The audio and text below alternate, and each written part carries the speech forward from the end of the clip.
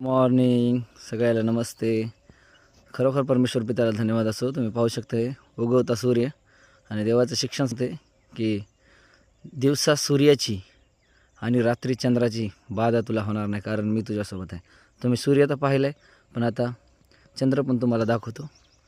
आणि हे तुम्ही पाहू शकता चंद्र आता सध्या लपत आहे आणि सूर्य हा उगवत आहे.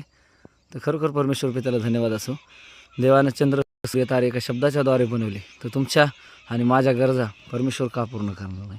आणि ते पण परमेश्वरानं तुमच्या मुखामध्ये, देवानं तुम्हाला आत्मा दिलेला आहे, तुमच्या मनामध्ये त्या आत्म्याचा वापर करून विश्वासानं अधिकारानं बोलत राहा. परमेश्वर पिता तुम्हाला सगळ्या गोष्टी देण्यासाठी तयार आहे.